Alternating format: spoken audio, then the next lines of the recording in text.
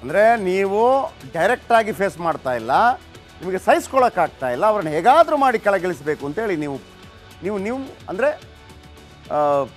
ವಾಮ ಮಾರ್ಗ ಬೆನ್ನಿಂದ ಚೂರಿ ಆಗ್ತಾ ಇದ್ದೀರಿ. ಹಾಗಿದ್ರೆ ಅವರು ಹೇಳಿದ ಮಾತು ನಿಜನಾ? KM ಶಿವಲಿಂಗೇಗೌಡರ ಮಾತು ಸತ್ಯವಾಗುತ್ತಾ? ಕರ್ನಾಟಕದಲ್ಲಿ ಒಂದು ವೇಳೆ ರಾಜೀನಾಮೆ ಕೊಟ್ಟರೆ ಅಥವಾ ಅರೆಸ್ಟ್ ಆದರೆ ಸತ್ಯವಾಗ್ಬೋದಾ? ಯಾರನ್ನು ಬೇಕಿದ್ರೂ ಎದುರು ಹಾಕ್ಕೋಬೋದು. ನಮಗೆ ದೊಡ್ಡ ದೊಡ್ಡ ನಾಯಕರುಗಳು ಸಿಗೋದು ಭಾಳ ಕಡಿಮೆ. ಫಾರ್ ಎಕ್ಸಾಂಪಲ್ ನಿಮ್ಗೆ ಹೇಳ್ತೀನಿ, ಯಡಿಯೂರಪ್ಪನವರನ್ನು ಅವತ್ತು ಕೆಳಗಿಳಿಸಿದ್ರು, ಆದರೆ ಅವರ ಮೇಲೆ ಡೈರೆಕ್ಟ್ ಆರೋಪ ಇತ್ತು, ಎಲ್ಲೂ ಗಲಾಟೆ ಆಗಲಿಲ್ಲ, ದುಡ್ಡು ತಿಂದಾರಪ್ಪ ಅಂತೇಳಿ. ಆದರೆ ಯಾವಾಗ ಅವರನ್ನು ಮೊನ್ನೆ ಮುಖ್ಯಮಂತ್ರಿ ಪಟ್ಟದಿಂದ ಕೆಳಗಿಳಿಸಲಾಯ್ತು, ಅವರು ತಪ್ಪೇ ಇರಲಿಲ್ಲ ಅಂತ. ಆಗೇನಾಯ್ತು ಹೇಳಿ? BJP 66ಕ್ಕೆ ಬಂತು, ಗಲಾಟೆ ಆಗಿಲ್ಲ, ಬಟ್ 66ಕ್ಕೆ ಬಂತು. ಯಾಕೆ? ಯಡಿಯೂರಪ್ಪನವ್ರ ಮೇಲೆ ಜನ ಪ್ರೀತಿ ತೋರಿಸಿದ್ರು, BJP ವಿರುದ್ಧ ಓಟ್ ಹಾಕಿದ್ರು. ಹಾಗೇನೆ ಸಿದ್ದರಾಮಯ್ಯ ಕೂಡ ದೊಡ್ಡ ಜನನಾಯಕ. ಸಿದ್ದರಾಮಯ್ಯ ಕೆಣಕಿದ್ರೆ ಸಮಸ್ಯೆ ಆಗತ್ತಂತೆ. ಯಾರು ಹೇಳೋದು? ಶಿವಲಿಂಗೇಗೌಡ ಅವ್ರು ಹೇಳೋದು. ಸಿದ್ದರಾಮಯ್ಯ ಅವರನ್ನು ಬೆಂಬಲಿಸಿದ ಸಮುದಾಯವೇ ಇಲ್ಲ, ಕೇವಲ ಅಹಿಂದ ನಾಯಕ ಅಲ್ಲ, ಎಲ್ಲ ಸಮುದಾಯ ಬೆಂಬಲಿಸುತ್ತೆ ಅವರನ್ನು. ಎಲ್ಲ ಸಮುದಾಯದಲ್ಲೂ ಸಿದ್ದು ಫ್ಯಾನ್ಸ್ ಇದ್ದಾರಂತೆ.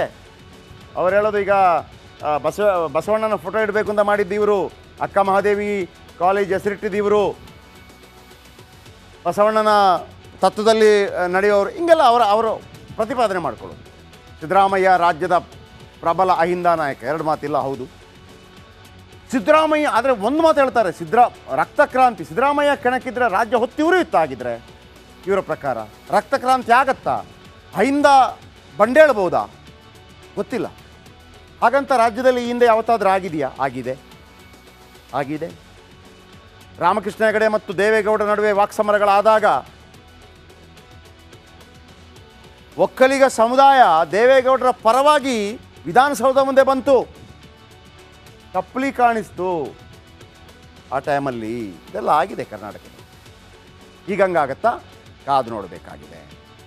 ಒಂದು ವೇಳೆ ಸಿದ್ದರಾಮಯ್ಯನವರು ರಾಜೀನಾಮೆ ಕೊಡ್ತಾರೆ, ಅರೆಸ್ಟ್ ಆಗ್ತಾರೆ ಅಂತಂದರೆ ರಾಜ್ಯದಲ್ಲಿ ಏನಾಗ್ಬೋದು ಅನ್ನೋಂಥ ಕೌತುಕ ಕೆಲವರಿಗಿದೆ. ಸಿದ್ದರಾಮಯ್ಯನವರು ಅವರ ವಿರುದ್ಧ ಒಬ್ಬರು ಕಂಪ್ಲೇಂಟ್ ಮಾಡ್ತಾರೆ ಮೂಡಾ ವಿಚಾರಕ್ಕೆ ರಾಜ್ಯಪಾಲರಿಗೆ. ರಾಜ್ಯಪಾಲ, ನೋಡಪ್ಪ ನಿನ್ನ ವಿರುದ್ಧ ಕಂಪ್ಲೇಂಟ್ ಬಂದಿದೆ, ಉತ್ತರ ಕೊಡು ಅಂತಾರೆ. ಆಗ ಕ್ಯಾಬಿನೆಟ್ನಲ್ಲಿ ಸಭೆ ಆಗತ್ತೆ. ಸಿದ್ದರಾಮಯ್ಯನವರು ಭಾಗವಹಿಸುವುದಿಲ್ಲ, ಯಾಕೆಂದರೆ ತನ್ನ ಪರವಾಗಿ ಅಥವಾ ತನ್ನ ವಿಚಾರವನ್ನು ಚರ್ಚೆ ಮಾಡೋದು ನಾನಿರಬಾರ್ದು, ಸ್ವಜನ ಪಕ್ಷಪಾತ. ಅವ್ರು ಬರೋದಿಲ್ಲ. ಇವತ್ತು ಪವರ್ ಆಫ್ ಅಟರ್ನಿ ಇವರ ಮೇಲೆ ಇರುತ್ತೆ. DK ಶಿವಕುಮಾರ್, ಇವತ್ತಿನ ಕ್ಯಾಬಿನೆಟ್ DK ಶಿವಕುಮಾರ್ ನಡೆಸ್ತಾರೆ. ರಾಜ್ಯಪಾಲರು ಏನು ಕೇಳಿರ್ತಾರೆ ವರದಿ, ತಿರಸ್ಕಾರ ಮಾಡ್ತಾರೆ. ಉತ್ತರ ಕೊಡಬೇಕು, ತಿರಸ್ಕಾರ ಮಾಡ್ತಾರೆ. ಈಗ ತಿರಸ್ಕಾರ ಮಾಡುವಾಗ ರಾಜ್ಯಪಾಲರಿಗೆ ಏನು ಹಕ್ಕಿದೆ ಅಂತಂದರೆ, ಓಕೆ ತಿರಸ್ಕಾರ, ಓಕೆ ಸರಿ ಬಿಡಿ, ಇಲ್ಲ ಪ್ರಾಸಿಕ್ಯೂಷನ್ಗೆ ಅನುಮತಿ ಕೊಟ್ಟರೆ, ತನಿಖೆಗೆ ಅವಕಾಶ ಕೊಟ್ಟರೆ, ಇದೇ TJ ಅಬ್ರಾಮ್ ಕೋರ್ಟಲ್ಲಿ ಕೇಸ್ ದಾಖಲಿಸಬೇಕಾಗುತ್ತೆ. ಕೋರ್ಟು ಕೇಸ್ ದಾಖಲಿಸ್ಕೋಬೇಕಾ ಬೇಡವಾ ಕೋರ್ಟ್ ನಿರ್ಧಾರ ಮಾಡುತ್ತೆ. ಅದು ಬೇಡ ಅಂತಂದರೆ ಏನೂ ಇಲ್ಲ. ದಾಖಲಿಸ್ಕೊಂಡ್ರೆ ಸಿದ್ದರಾಮಯ್ಯನವ್ರಿಗೆ ನೋಟಿಸ್ ಬರುತ್ತೆ. ಸಿದ್ದರಾಮಯ್ಯ ಏನು ಮಾಡಬೇಕು? ಜಾಮೀನಿಗೆ ಅರ್ಜಿ ಹಾಕಬೇಕಾಗತ್ತೆ. ಇಲ್ಲ ಸ್ವಾಮಿ ಅದು ತಪ್ಪು ಅಂತೇಳಿ ವಾದ ಮಾಡಿಸಬೇಕಾಗತ್ತೆ. ಇಲ್ಲ ಅಂತಂದರೆ ಕೋರ್ಟು ವಿಚಾರಣೆಗೆ ಬನ್ನಿ ಅಂತ ಕರೆಯುತ್ತೆ. ವಿಚಾರಣೆಗೆ ಬರುವಂಥ ಸಂದರ್ಭದಲ್ಲಿ ರಾಜೀನಾಮೆ ಕೊಡಬೇಕಾಗತ್ತೆ. ಈಗ ಸಿದ್ದರಾಮಯ್ಯ ಪರ ವಾದ ಮಾಡೋರು ಏನು ಹೇಳ್ತಿದ್ದಾರೆ? ನಿಮಗೆ ಸಿದ್ದರಾಮಯ್ಯನವರನ್ನು ಫೇಸ್ ಮಾಡೋಕ್ಕಾಗ್ತಿಲ್ಲ, ಅವರನ್ನು ಸೋಲ್ಸೋಕ್ಕಾಗ್ತಿಲ್ಲ, ಯಾವ್ಯಾವುದೋ ಕೇಸ್ ಇಟ್ಕೊಂಡು ವಾಮ ಮಾರ್ಗದಿಂದ ಸಿದ್ದರಾಮಯ್ಯನವರನ್ನು ಪದಚ್ಯುತಿಗೊಳಿಸ್ತೀರಾ? ಸಾಧ್ಯ ಇದೆಯೇ ನಿಮ್ಮಿಂದ?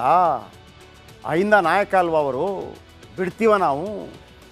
ಅವರ ಶಾಸಕ ಒಬ್ಬರು ಹೇಳ್ತಾರೆ, CM ಸಿದ್ದರಾಮಯ್ಯ ವಿರುದ್ಧ ರಾಜ್ಯಪಾಲರು ತನಿಖೆಗೆ ಅವಕಾಶ ನೀಡಿದರೆ, ಸರ್ಕಾರ ಬೀಳಿಸಲು ಸಿದ್ದರಾಮಯ್ಯನವರನ್ನು ಅವಮಾನ ಮಾಡಿದರೆ, ವಾಮ ಮಾರ್ಗಕ್ಕೆ ಹೋಗಿ ಅವರನ್ನು ಮುಖ್ಯಮಂತ್ರಿ ಪಟ್ಟದಿಂದ ಕೆಳಗಿಳಿಸಿದರೆ ರಾಜ್ಯದಲ್ಲಿ ರಕ್ತ ಕ್ರಾಂತಿ ಆಗತ್ತೆ ಅಂತ ಕೈ ಶಾಸಕ KM ಶಿವಲಿಂಗೇಗೌಡರು ಬಾಂಬ್ ಸಿಡಿಸಿದ್ದಾರೆ. ಏನು ಹೇಳಿದ್ರು ಕೇಳಿಸ್ಕೊಳ್ಳಿ. ರಾಜ್ಯಪಾಲರ ಮುಖಾಂತರ ಮುಖ್ಯಮಂತ್ರಿಗಳ ಮೇಲೆ ಪ್ರಾಸಿಕ್ಯೂಷನ್ ತನಿಖೆ ಮಾಡ್ತಕ್ಕಂಥ ಆದೇಶವನ್ನ ಮಾಡ್ತಾರೆ ಅಂತಕ್ಕಂಥ ಸೂಚನೆ ಕೆಲವು ಮಾಧ್ಯಮಗಳ ಮುಖಾಂತರ ಮತ್ತೆ ದಟ್ಟವಾಗಿ ವರದಿ ಹಬ್ಬಿತ್ತು. ಅದಕ್ಕೋಸ್ಕರ ನಾವು ಈಗಲೇ ಮುನ್ನೆಚ್ಚರಿಕೆ ಕೊಡ್ತಕ್ಕಂಥ ರಾಜ್ಯಪಾಲರಿಗೆ ಮತ್ತು ಕೇಂದ್ರ ಸರ್ಕಾರ ಬಿಜೆಪಿ ಸರ್ಕಾರಕ್ಕೆ ಇಡಿಯನ್ನು ಉಪಯೋಗಿಸ್ಕೊಂಡು ನೀವೇನಾದ್ರೂ ಈ ರೀತಿ ಅನ್ಯ ಮಾರ್ಗಕ್ಕೆ ಇಳಿದ್ರೆ ಕರ್ನಾಟಕ ರಾಜ್ಯದಲ್ಲಿ ರಕ್ತ ಕ್ರಾಂತಿ ಆಗತ್ತೆ ಅಂತಕ್ಕಂಥ ಎಚ್ಚರಿಕೆಯನ್ನು ಅವ್ರಿಗೆ ಕೊಡ್ತಾರೆ. ಓಕೆ, ಇಷ್ಟೆಲ್ಲ ಆಯ್ತಲ್ಲ, ಏನಾಗ್ಬೋದು ಮುಂದೆ? ಸಿದ್ದರಾಮಯ್ಯ ರಾಜೀನಾಮೆ ಕೊಡ್ಬೋದಾ? ಸಿದ್ದರಾಮಯ್ಯ ಅರೆಸ್ಟ್ ಆಗ್ಬೋದಾ? ಸಿದ್ದರಾಮಯ್ಯವ್ರಿಗೆ ಬಚಾವಾಗೋದಕ್ಕೆ ಅವಕಾಶನೇ ಇಲ್ವಾ? ನೀವು ಹೇಳ್ಬೋದು ಇವರನ್ನು ಸಿಕ್ಕಿಸ್ತಾ ಇದ್ದಾರೆ. ಅವಕಾಶ ಇದೆ ಸಿಕ್ಕಿಸೋದಕ್ಕೆ ನಿಮ್ಮನ್ನು. ಈಗ ಯಡಿಯೂರಪ್ಪನವರು ಕೂಡ ಕೊನೆಗೆ ಸಿಕ್ಕಿ ಕ್ಲೀನ್ ಚಿಟ್ಟಾಗಿ ಹೊರಗೆ ಬಂದರು. ಆದರೆ ಅಷ್ಟು ದಿನ ಸಿದ್ದರಾಮಯ್ಯವ್ರಿಗೆ ಆತಂಕ ಅದುವೇ, ಒಂದು ವೇಳೆ ನಾನು ತಪ್ಪು, ನನ್ನನ್ನು ಸಿಲುಕಿಸುವಂಥ ಪ್ರಯತ್ನಗಳಾಗುತ್ತೆ. ಬಟ್ ನೀವು ವಾದ ಮಾಡಬೇಕು. ಏನಿದೆ ನೋಡಿ, ಸಿ ಎಂ ವಿರುದ್ಧ ಖಾಸಗಿ ದೂರು ಕೊಡಲು ಅನುಮತಿ ನಿಮಗೂ ಇದೆ, ನೀವು ಕೊಡ್ಬೋದು.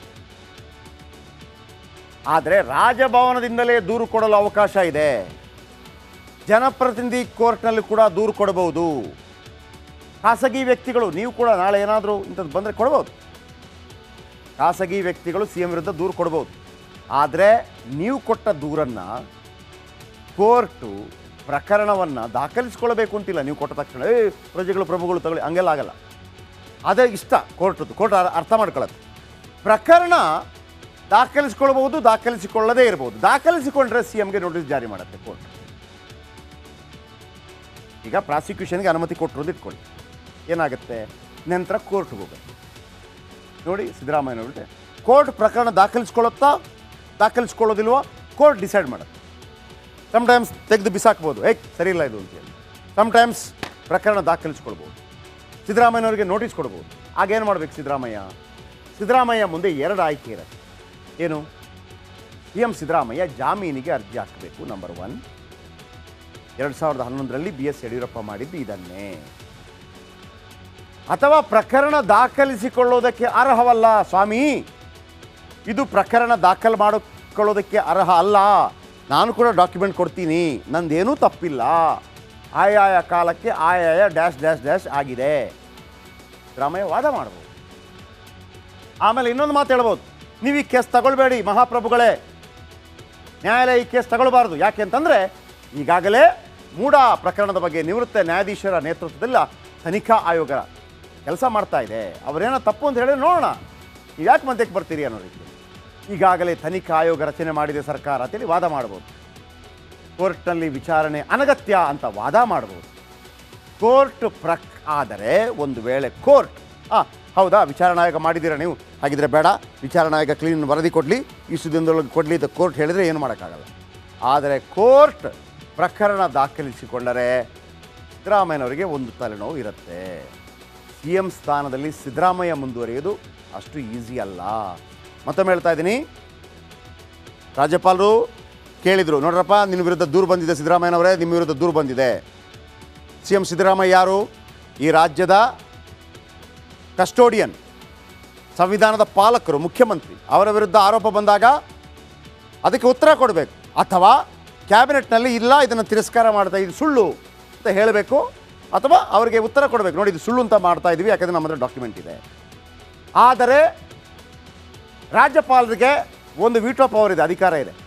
ಇಲ್ಲ ನಾನು ಕೊಡ್ತೇನೆ ನಿಮಗೆ ಪ್ರಾಸಿಕ್ಯೂಷನ್ಗೆ ಅನುಮತಿ, ತಗೊಳ್ಳಿ ಪ್ರಾಸಿಕ್ಯೂಷನ್ಗೆ ಅನುಮತಿ. ಆಗ ಈ ಟಿ ಜೆ ಅಬ್ರಾಮ್ ಕೋರ್ಟ್ಗೆ ಹೋಗಬೇಕು.